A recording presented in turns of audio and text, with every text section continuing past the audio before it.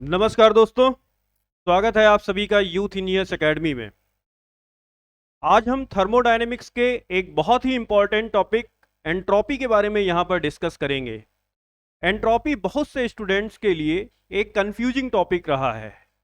Actual में जो confusion रहता है वो एंट्रोपी के मेजरमेंट को लेकर रहता है। एंट्रोपी एक्चुअल में क्या है, किस तरह से हम एंट्रोपी को समझ सकते हैं और किस तरह से आप इसे एक्सपीरियंस कर सकते हैं। देखिए, थर्मोडायनेमिक जो है वो कोई रिटन नहीं है, कोई रिटन साइंस नहीं है। थर्मोडायनेमिक्स एक एक्सपेरिमेंटल साइंस है। थर्मोडायनेमिक्स को अगर हम डिफाइन करें तो हम ये कह सकते हैं कि thermodynamics is a science of experiments and it's observations. जो आपने एक्सपेरिमेंट्स किए उसके आधार पर आपने जो भी ऑब्जर्वेशंस लिए हैं उन ऑब्जर्वेशंस को अगर लिख दिया जाए तो वही साइंस बन जाती है थर्मोडायनेमिक्स। यहां पर हम बात करेंगे एंट्रोपी के बारे में। एंट्रोपी जो है उसे आज हम लेकर आए हैं एमसीक्यू के माध्यम से, मतलब मल्टीपल चॉइस क्वेश्चन की तरह हम लोग एंट्रोपी को समझेंगे। तो concept of entropy through MCQ. देखिए, एंट्रोपी जो है वो होता क्या है, सबसे पहले हम इसे समझेंगे। जैसे हीट है तो आपको पता है कि हीट का एक मात्रक होता है जूल। आप इसे मेजर कर सकते हैं, किसी सिस्टम में कम हीट है, ज़्यादा हीट है, आप इसे पता कर सकते हैं। लेकिन एंट्रोपी, एंट्रोपी अगर हम बात करें कि एंट्रोपी होता क्या है तो मैं आपको एक सिंपल सा एग्जांपल दूंगा। अगर एक बंद कमरा है जहां पर हम कुछ लोग हैं, 4 5 10 लोग बैठे हुए हैं, और उस कमरे में मधुमक्खी का एक छत्ता है, ठीक है। और अगर गलती से उस मधुमक्खी के छत्ते को हमने डिस्टर्ब कर दिया तो वो जो मधुमक्खी हैं वो पूरे कमरे में फैल जाएंगी। हम लोग बचने के लिए, उनके बाइट से बचने के लिए कि मधुमक्खी हमें काट ना ले, उनसे बचने के लिए हम क्या करेंगे, इधर उधर भागने लगेंगे। तो अभी जो इस कमरे में हम शांत बैठे हुए थे उस कमरे में हम इधर उधर भागेंगे, अपने आप को बचाएंगे। तो आप देखेंगे कि जो डिस्टरबेंस है वो बढ़ गया। डिस्टरबेंस क्या हुआ, बढ़ गया। अगर हम कहें कि डिस्टरबेंस बढ़ गया तो थर्मोडायनेमिक की भाषा में हम कह सकते हैं कि सिस्टम का एंट्रोपी क्या हो गया, बढ़ गया।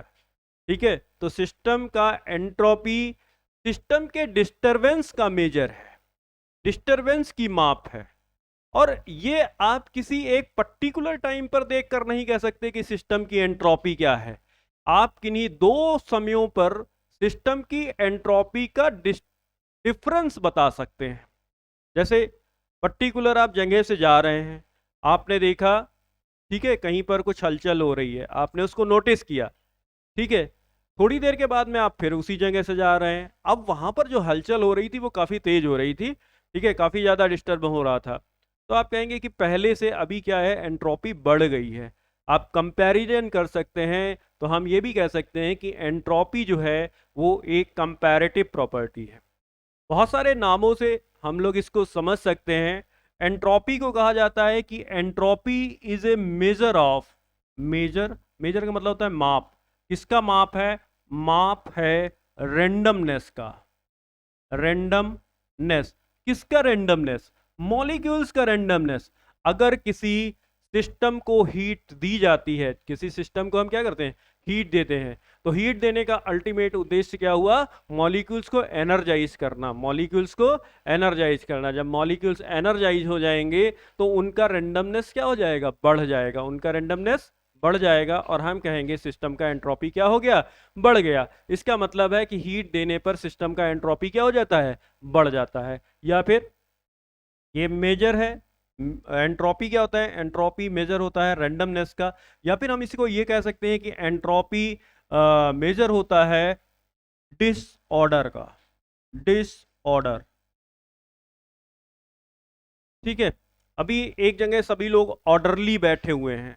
कैसे बैठे हुए हैं, ऑर्डरली। जैसे मैंने अभी एग्जांपल दिया था कि सभी लोग ऑर्डरली बैठे हुए हैं, किसी ने मधुमक्खी के छत्ते पर एक कंकड़ फेंक दिया और वो सब क्या हो गए, डिस्टर्ब हो गए।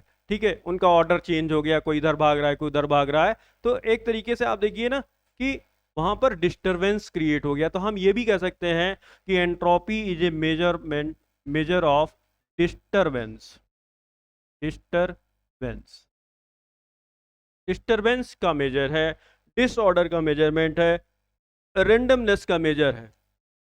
ठीक है, किसी सिस्टम को, अच्छा अच्छी बात क्या है एंट्रोपी के साथ में, कि एंट्रोपी सिर्फ और सिर्फ, देखिए एंट्रोपी को हम लोग डिनोट करते हैं एस से, और एंट्रोपी फंक्शन होता है सिर्फ और सिर्फ क्यू का। क्यू का मतलब है हीट, सिर्फ और सिर्फ हीट का फंक्शन होता है। अगर किसी सिस्टम को हीट दी जाएगी तो उसकी एंट्रोपी बढ़ जाएगी, अगर किसी सिस्टम से हीट रिजेक्ट करवाई जाएगी या हम एक्सट्रैक्ट कर लेंगे हीट को तो उसकी एंट्रोपी क्या हो जाएगी, कम हो जाएगी। बहुत ही सिंपल फिनोमिना है। अगर आप किसी सिस्टम को हीट दे रहे हैं, ठीक है, तो आप किसी सिस्टम को हीट देते हैं तो वो हीट कैसी लेते हैं, आप पॉजिटिव लेते हैं। कैसी हीट लेते हैं, पॉजिटिव हीट लेते हैं। अगर आप किसी सिस्टम को हीट दे रहे हैं तो उसका जो एंट्रोपी होगा वो बढ़ जाएगा।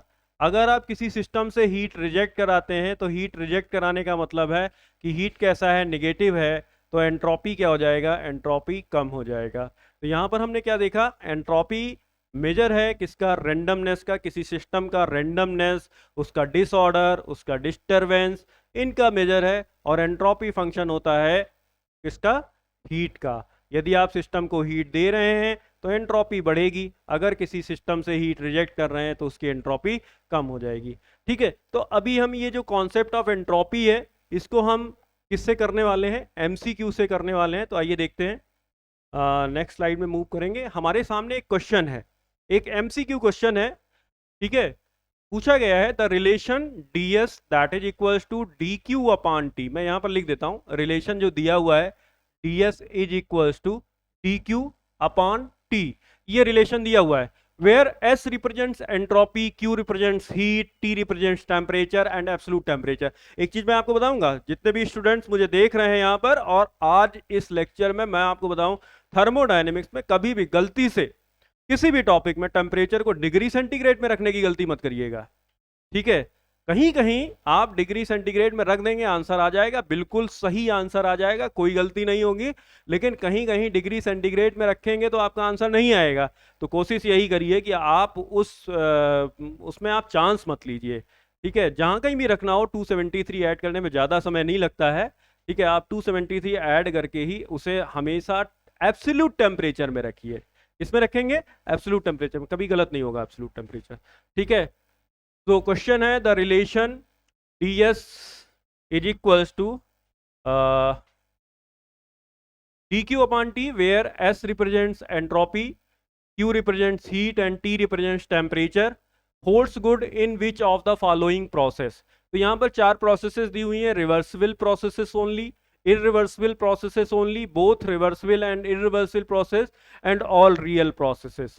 ठीक है, तो आपको पता है कि जो आपका सेकेंड पार्ट है, सेकेंड ऑप्शन है बी, irreversible processes, और जो लास्ट ऑप्शन है ऑल रियल प्रोसेसेस, ये दोनों सेम है, क्योंकि जितनी भी रियल प्रोसेसेस होती हैं वो सभी irreversible होती हैं।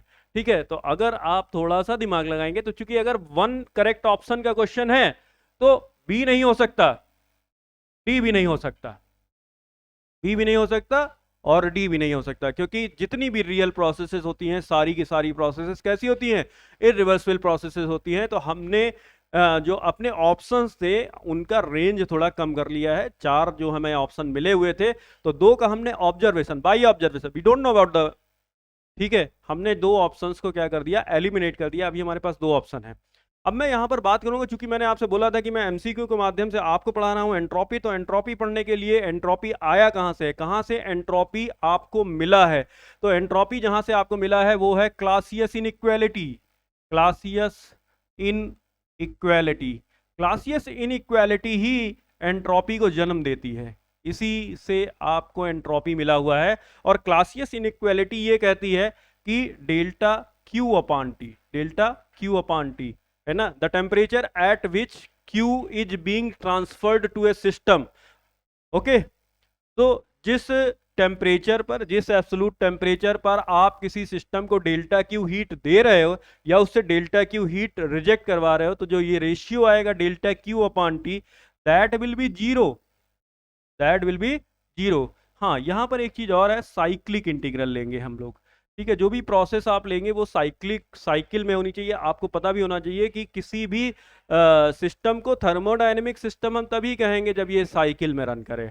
ठीक है, अगर साइकिल में रन नहीं कर रहा है तो फिर वो एक थर्मोडायनेमिक सिस्टम नहीं कहलाता है। इसलिए cyclic integral of delta Q upon T that is equals to 0 for all reversible process, for all reversible process.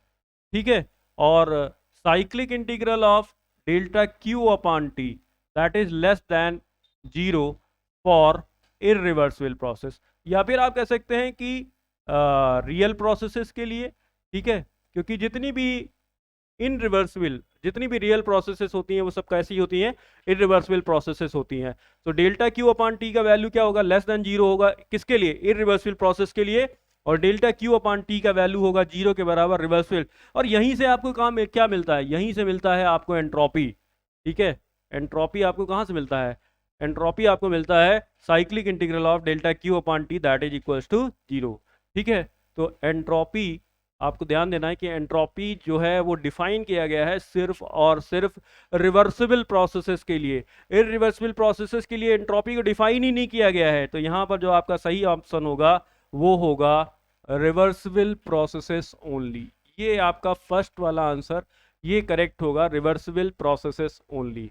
Entropy जो है ये ध्यान रखिएगा, ये आप ध्यान रखेंगे जो क्लासियस इनइक्वालिटी के बारे में है। बहुत सारे क्वेश्चन पूछे जाते हैं अलग अलग तरह के। हो सकता है आज के इस एमसीक्यू में जो मैं कराने जा रहा हूँ कई सारे क्वेश्चन अभी आपको आगे मिलेंगे, और आप यहाँ से अब अगर आपने इतना समझ लिया है कि एक क्लासियस इनइक्वालिटी क्या होती है, अच्छा आप ये भी कह सकते हैं कि जो डेल्टा क्यू अपॉन टी है, cyclic integral of delta Q upon T, अगर इसका वैल्यू ग्रेटर देन 0 होगा तो क्या, तो ये इम्पॉसिबल केस है। Cyclic integral of delta Q upon T अगर ग्रेटर देन 0 कोई क्लेम कर रहा है तो ऐसा होना इम्पॉसिबल है, हो ही नहीं सकता।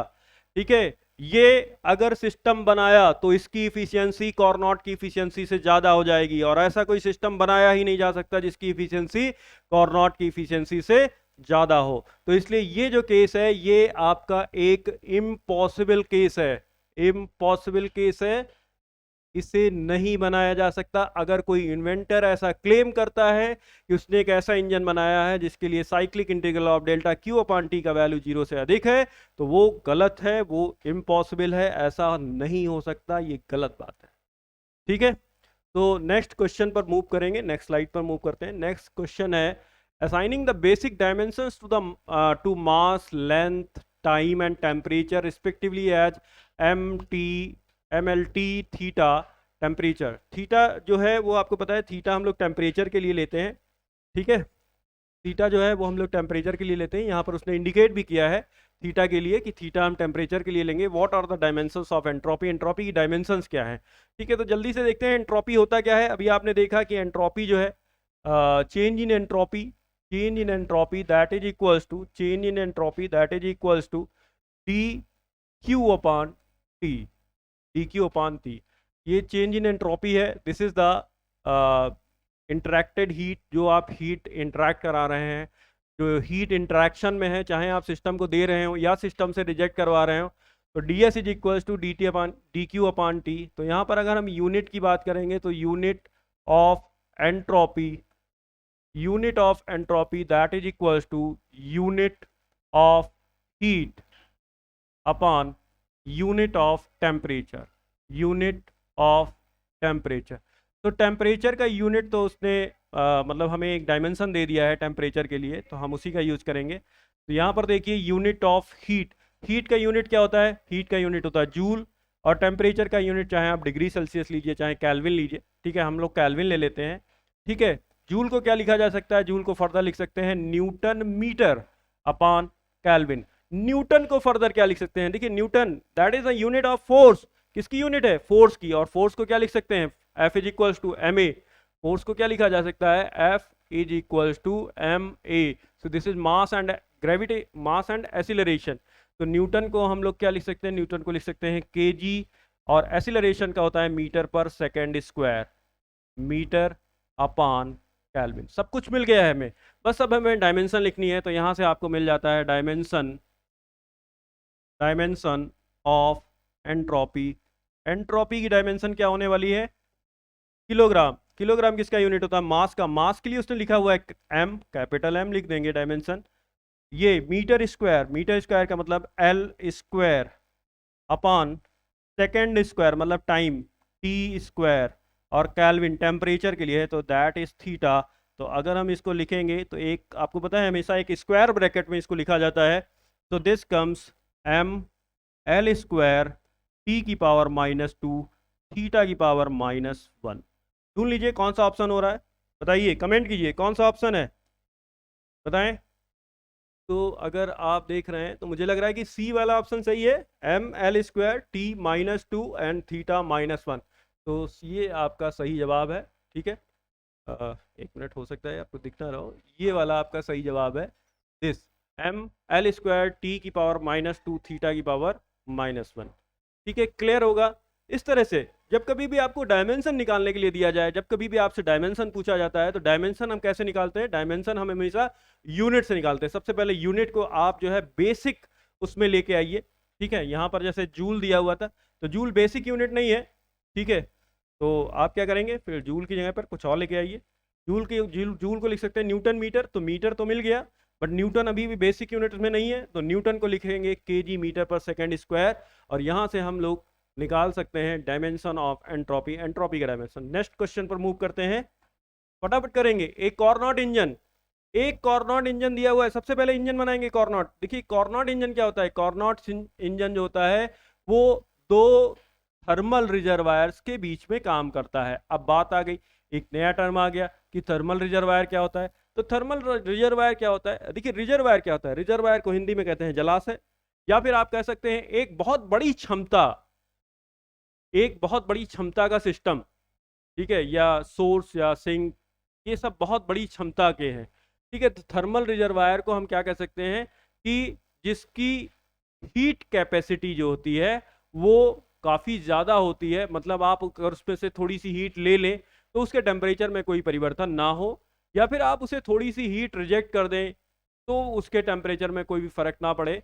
तो ऐसे जो हाई टेम्परेचर थर्मल रिजर्वायर होता है उसको सोर्स कहा जाता है, जो लो टेम्परेचर थर्मल रिजर्वायर होता है उसको हम लोग कहते हैं सिंक। तो ऊपर जो है वो ये हमारा सोर्स है, या फिर आप इसको कह सकते हैं हाई टेम्परेचर थर्मल रिजर्वायर। नीचे क्या है? नीचे है सिंक, जिसे हम लोग कह सकते हैं लो टेम्परेचर थर्मल रिजर्वायर। ये एक इंजन है, ये यहाँ से Q1 हीट ले रहा है, कुछ पार्ट इसका जो है वो रिजेक्ट कराए दे रहा है, और यहाँ पर आपको W मिल रहा है, वो है Q1 माइनस Q2। ठीक है, तो ये हमारा एक रिवर्सिबल, देखिए कॉर्नोट ने जो इंजन बनाया था वो एक रिवर्सिबल हीट इंजन था, ठीक है। तो यहाँ पर हम लोगों ने लिख लिया ER that means reversible engine. एक कॉर्नोट इंजन, एक कॉर्नोट इंजन है, और ये आपका ऑपरेट कर रहा है किस पर? टेम्परेचर दिया हुआ है 327 degree centigrade and 27 degree centigrade. जैसा कि मैंने आपको बताया था, हम बदलेंगे किसमें? हम बदलेंगे इसको कैल्विन में। और ये कितना वर्क प्रोड्यूस कर रहा है, तो ये भी दिया गया है कितना वर्क प्रोड्यूस किया गया है।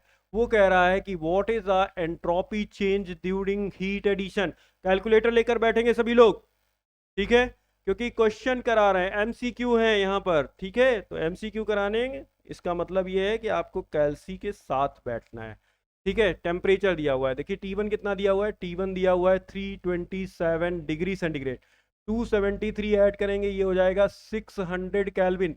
बताइए कमेंट करके, सही है।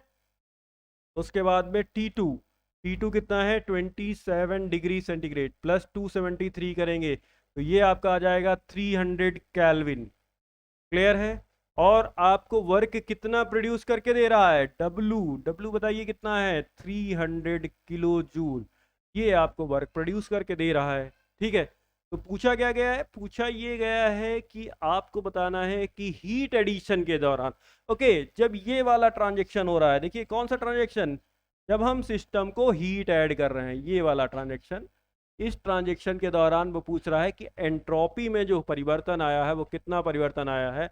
तो T1 देखिए हमें पता है, बस हमें पता चल जाए कि कितना हीट जो है वो ट्रांजेक्ट हुआ, कितना हीट जो है वो सोर्स से ट्रांजेक्ट किया गया। अगर हमें Q1 पता चल जाएगा तो हमें एंट्रोपी में परिवर्तन भी पता चल जाएगा, ठीक है। तो हम कैसे करेंगे? Q1 निकालना है। ठीक है, तो सबसे पहले देखिए इफिशियंसी, इफिशियंसी कितना होता है 1 minus T2 upon T1 that is equals to W upon, देखिए थर्मल इफिशियंसी, थर्मल इफिशियंसी होती है W upon Q1। Capital Q notation लिया हुआ है तो थोड़ा सा हम लोग यहाँ पे इसको कैपिटल Q कर लेंगे। ठीक है, तो ये आ जाएगा W अपॉन Q1। ठीक है, तो 1 minus T2, where is T2, T2 is 300 and where is T1, T1 is 600 that is equals to W is 300 kilo joule upon Q1। ये हमें निकालना है, ध्यान रखना है यूनिट किलो जूल है यहाँ पर, इफिशियंसी की तो कोई यूनिट नहीं होती है। ठीक है, लेकिन यहाँ पर जो यूनिट है W की वो ध्यान रखने वाली है। ये आ जाएगा 0.5। तो आप इसको लिख सकते हैं, थोड़ा सा मैं इसको जो है छोटा कर ले रहा हूँ ताकि मेरे पास जगह नहीं है। ठीक है, थोड़ी सी जगह मैंने बनाई है। अब आप देखिए यहाँ पर आ जाता है 0.5 that is equals to 300 upon Q1। यहाँ से Q1 आपको मिल जाता है 300 upon 0.5, so this is 600 kilo joule. Unit कितना था, W का यूनिट क्या था, किलो जूल, तो Q1 का यूनिट भी क्या होगा, किलो जूल होगा। ठीक है, तो Q1 का यूनिट Q1 हमें मिल गया है, बस हमें निकालना है change in entropy during the heat addition, during the heat addition. Heat addition के दौरान एंट्रोपी में कितना चेंज आया है, तो कितना हीट आपने इंटरेक्ट किया है, तो डी क्यू अपॉन टी होता है कितना हीट इंटरेक्ट किया है, तो हीट इंटरेक्ट किया है 600 किलो जूल, और किस टेम्परेचर से किया है, आपने 600 कैल्विन टेम्परेचर पर किया है। ठीक है, तो ये आपका आ जाएगा 1 किलो जूल। देखिए ऊपर का यूनिट क्या है, किलो जूल, नीचे का यूनिट क्या है, कैल्विन। मैकेनिकल के हैं, मैकेनिकल के हैं तो ध्यान रखिए आपको हमेशा कभी भी कहीं भी लिखना चाहिए विद यूनिट लिखना चाहिए, यही अच्छी बात होती है। यूनिट के साथ लिखेंगे बहुत सारे क्वेश्चन अपने आप हो जाएंगे। ठीक है, यूनिट छोड़कर चलेंगे, सही क्वेश्चन आते हुए क्वेश्चन को गलत करेंगे। ठीक है, यहां पर हमें मिल गया है चेंज इन एंट्रोपी, और चेंज इन एंट्रोपी कितना मिला है 1 किलो जूल पर कैल्विन। देखिए आंसर कौन सा है, आंसर बताइए, कमेंट करिए, जल्दी जल्दी बताइए कौन सा आंसर है। यहाँ पर आंसर दिया है 0.5 किलो जूल पर कैल्विन, नहीं है 1 किलो जूल पर कैल्विन। ये आपका आंसर हो गया, बी वाला सही जवाब है, बी आंसर सही है। ठीक है ना, देखिए कैलकुलेशन में कोई मिस्टेक हो तो बताइएगा। ठीक है, कैलसी लेकर बैठिए। नेक्स्ट क्वेश्चन पे चलते हैं। बहुत ही सिंपल क्वेश्चन आ गया है, सिंपल इसलिए मैं कह रहा हूं क्योंकि बस हमें पढ़ना है और बताना है। There is not isentropic flow, यहाँ आइसेंट्रोपिक फ्लो नहीं हो रहा है, सम एंट्रोपी प्रवाह नहीं है। तो कहां पर नहीं है, देखिए सम एंट्रोपी मतलब कह रहा है कि आइसेंट्रोपिक का मतलब होता है, देखिए isentropic, isentropic process, isentropic process का मतलब होता है, आइसेंट्रोपिक प्रोसेस का मतलब होता है constant, constant entropy, constant entropy process, या फिर एक ऐसी प्रोसेस जिसके दौरान एंट्रोपी क्या होती है, कांस्टेंट होती है, उसको आइसेंट्रोपिक प्रोसेस कहते हैं। और एंट्रोपी डिफाइन किसके लिए किया गया है, सबसे पहले वाले भी स्लाइड में आप देखेंगे क्लासियस इनइक्वालिटी आपको बताया था कि सिर्फ और सिर्फ रिवर्सिबल प्रोसेसेस के लिए अप्लाई होता है, कौन, एंट्रोपी डिफाइन किया गया है सिर्फ और सिर्फ। तो यहाँ पर ऑप्शन पढ़िए, ऑप्शन कौन कौन से ऑप्शन हैं। ऑप्शन पहला ऑप्शन इरिवर्सिबल एडियाबेटिक फ्लो, हो ही नहीं सकता, पहला ही ऑप्शन गलत है। इरिवर्सिबल एडियाबेटिक फ्लो के लिए आइसेंट्रोपिक फ्लो नहीं हो सकता। बाकी आप देखेंगे तो रिवर्सिबल एडियाबेटिक फ्लो है, आइडियल फ्लूइड है, और फ्रिक्शनलेस रिवर्सिबल है। इन तीनों के लिए आइसेंट्रोपिक फ्लो होगा, बट किसके लिए नहीं होगा, इरिवर्सिबल के लिए नहीं होगा। ठीक है, डिफाइन ही नहीं है, entropy is not defined for irreversible processes. Okay, so moving on the next question, बहुत ही सिंपल क्वेश्चन था। ठीक है, हाँ यहाँ पर एक अच्छा क्वेश्चन आ गया है। अच्छा क्वेश्चन इसलिए है क्योंकि अगर आप मैकेनिकल के स्टूडेंट्स हैं और थर्मोडायनेमिक्स जैसे सब्जेक्ट को पढ़ना चाहते हैं तो आपको ये जो लाइंस हैं इनसे थोड़ा सा खेलना आपको आना चाहिए। ठीक है, अगर आप इन लाइन से खेलना जानते हैं तो ही आपको थर्मोडायनेमिक्स बहुत अच्छे से समझ में आ जाएगा। चलिए ठीक है, देखते हैं। ए सिस्टम, एक सिस्टम दिया हुआ है और comprising of a pure substance executes reversible.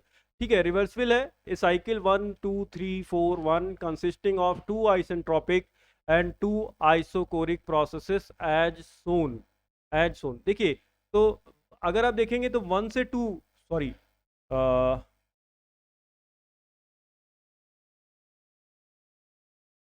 1 से 2 प्रोसेस, बताइए 1 से 2 प्रोसेस कौन सी है? पीवी डायग्राम पर अगर आप देखिए तो 1 से 2 प्रोसेस के दौरान वॉल्यूम क्या है? कांस्टेंट है। वॉल्यूम क्या है? कांस्टेंट है। 2 टू 3 कह रहा है कि एंट्रोपी कांस्टेंट है। क्या कांस्टेंट है? एंट्रोपी कांस्टेंट है। 3 टू 4 प्रोसेस के दौरान अगेन वॉल्यूम क्या है? कांस्टेंट है। और 4 टू 1 प्रोसेस के दौरान एंट्रोपी क्या है? कांस्टेंट है। बहुत सिंपल ऑब्जर्वेशन है, आप देख लिए। Line parallel to the Y axis, line parallel to the Y axis, Y axis, X axis पे क्या है? वॉल्यूम। ठीक है, तो line parallel to Y axis हमें क्या देता है? हमें क्या देगा? इक्वेशन। वाई एक्सिस के पैरेलल लाइन की इक्वेशन क्या होती है? X is equals to constant. क्या होती है? X is equals to constant. और एक्स एक्सिस पे क्या है? वॉल्यूम। तो वॉल्यूम क्या होगा? कांस्टेंट होगा। तो जितनी भी लाइंस आप पैरेलल ड्रॉ कर देंगे किसके? वाई एक्सिस के, उन सभी लाइंस पर x की वैल्यू क्या होने वाली है? कांस्टेंट होने वाली है। तो इसलिए हमारा जो प्रोसेस 1 से 2 है, प्रोसेस 1 से 2, प्रोसेस 1 से 2, ये वाला प्रोसेस 1 से 2 वाला प्रोसेस, और 3 टू 4 प्रोसेस ये हमारा कांस्टेंट वॉल्यूम प्रोसेसेस हो गए। और 2 टू 3 और 4 टू 1 ये प्रोसेसेस हमारी हो गई कांस्टेंट एंट्रोपी या फिर आइसेंट्रोपिक प्रोसेसेस। ठीक है, अब हमसे कह रहा है which one of the following is the correct representation of this cycle on temperature entropy coordinates. अब हमें इसी पीवी डायग्राम को चेंज कर लेना है। किसमें चेंज करना है? Temperature entropy diagram. तो एक temperature entropy diagram coordinate system बनाते हैं। ठीक है, एक हमने कोऑर्डिनेट सिस्टम बनाया और इस तरफ वाई एक्सिस पर हम लोग लेने वाले हैं टेम्परेचर और एक्स एक्सिस पर लेने वाले हैं एंट्रोपी। ठीक है, यहाँ पर हमें जो डायग्राम दिया हुआ है, जो गिवन डायग्राम है, उसी डायग्राम को बनाना है टीएस डायग्राम पर।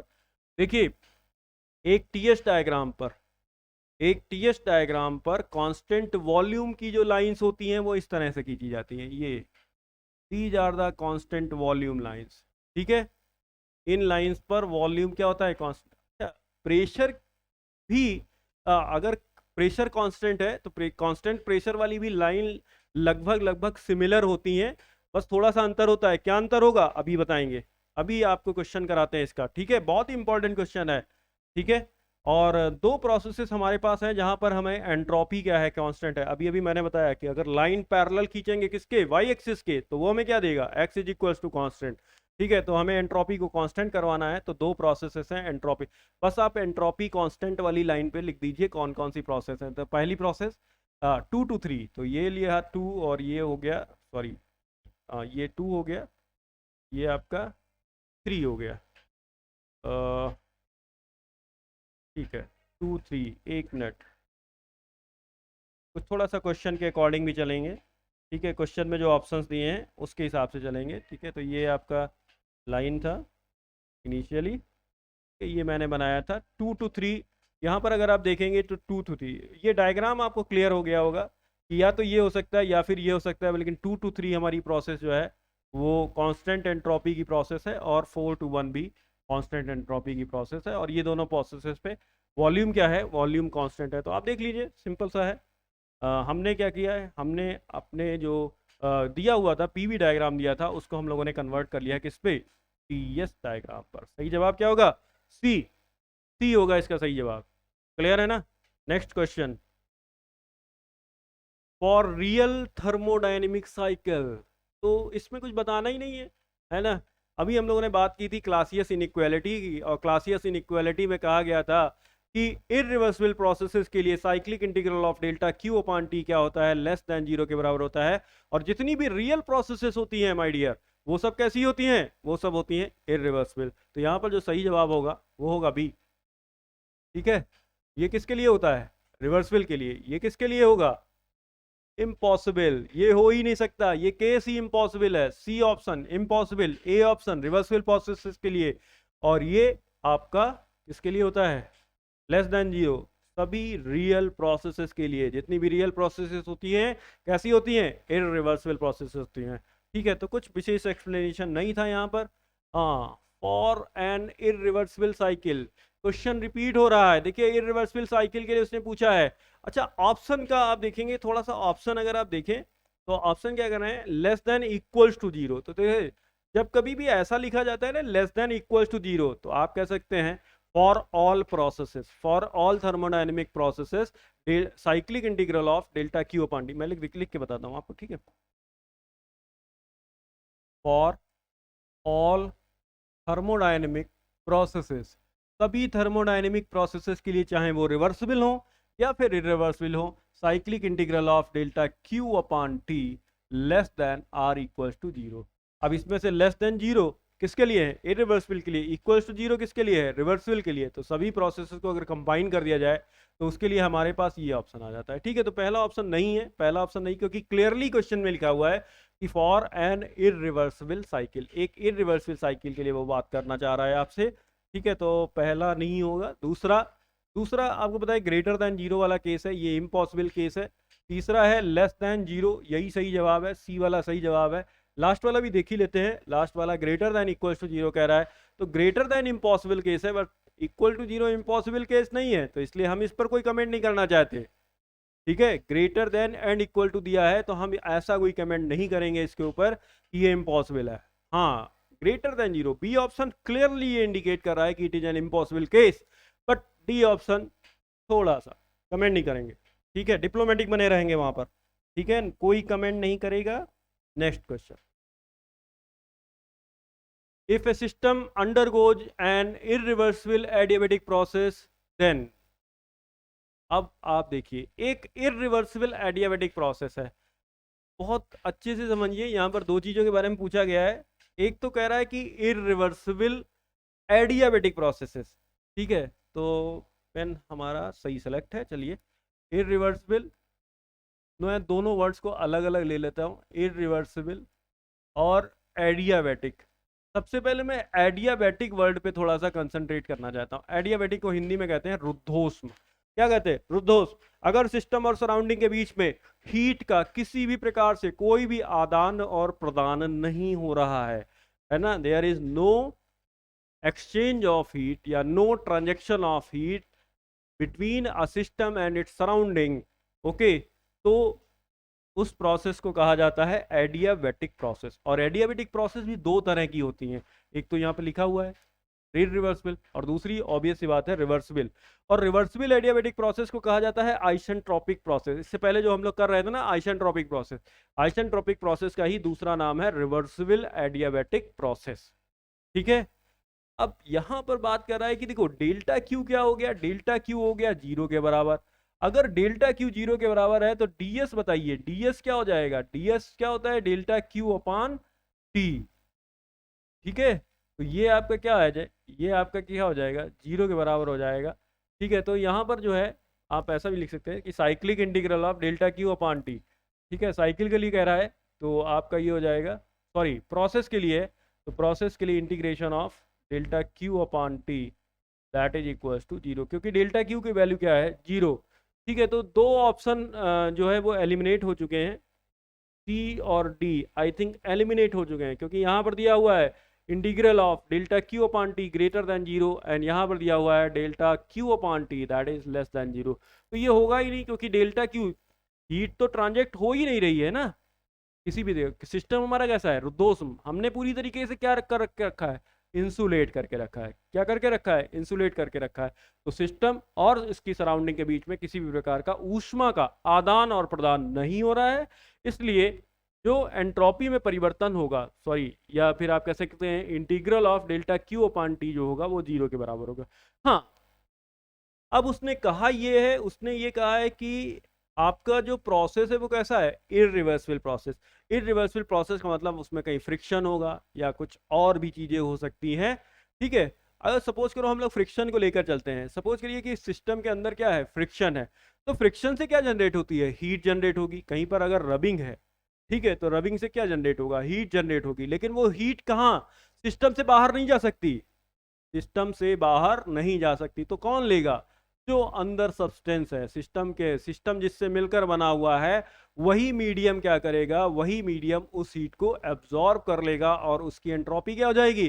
बढ़ जाएगी। तो यहाँ पर अगर एंट्रोपी की बात करते हैं माय डियर, तो एंट्रोपी क्या हो जाने वाली है? बढ़ जाने वाली है, ठीक है। ये भी, ये तो दोनों ही सही है, बट यहाँ पर लिखा हुआ है कि delta S is equal to 0, ऐसा हो नहीं सकता क्योंकि इरिवर्सिबल है। अगर इरिवर्सिबल है तो सिस्टम के अंदर फ्रिक्शन होगा, और फ्रिक्शन होगा तो हीट जनरेट होगी, हीट बाहर जाएगी नहीं, तो सिस्टम की एंट्रोपी को क्या करेगी, बढ़ा देगी।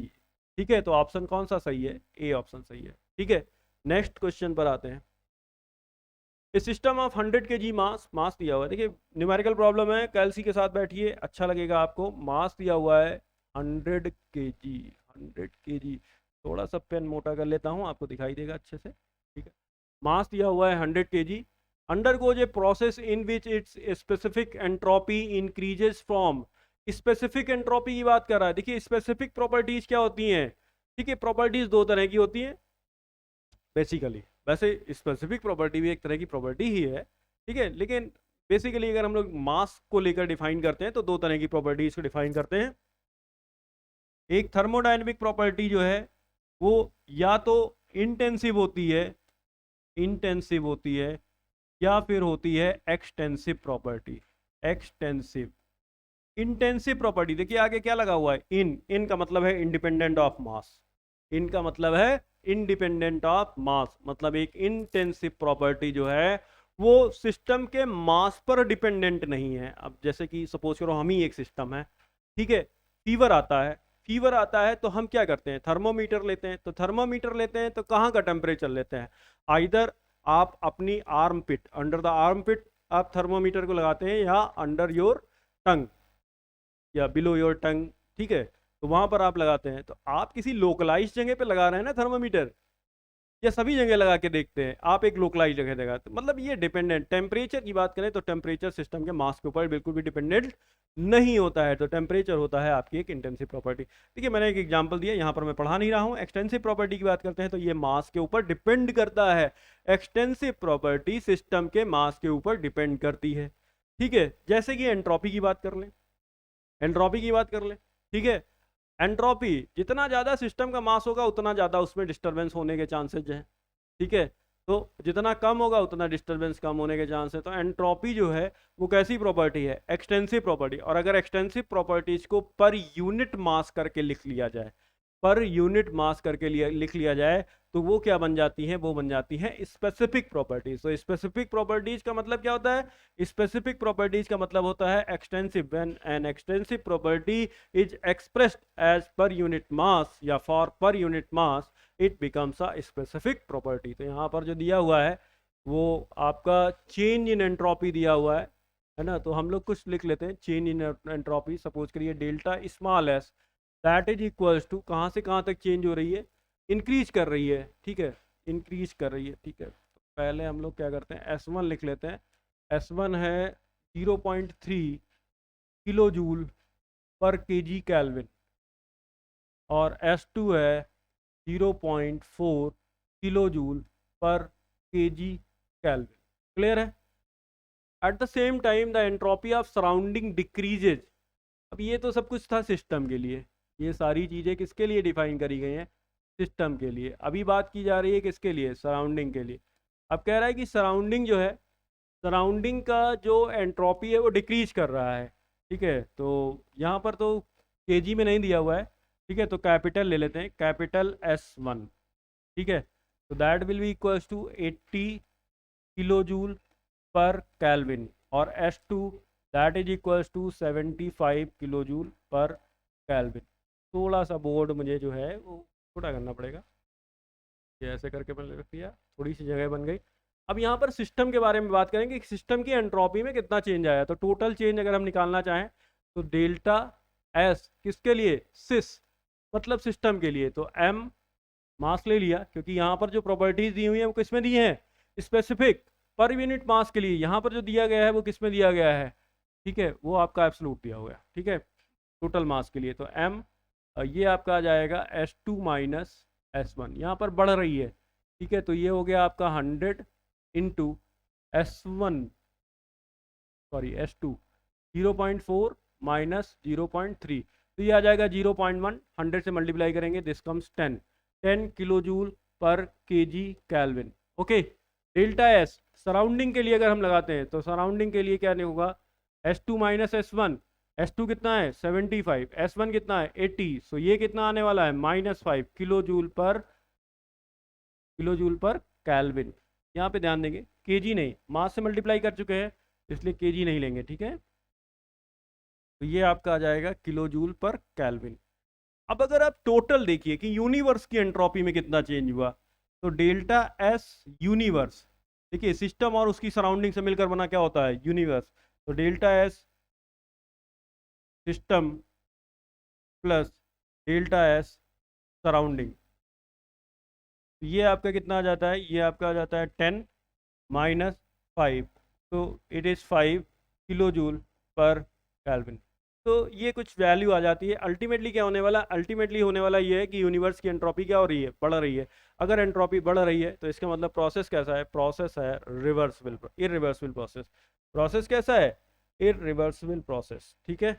यहाँ पर इरिवर्सिबल प्रोसेस जो है, ये आपका बी वाला जो है वो सही जवाब होगा, इरिवर्सिबल, ठीक है।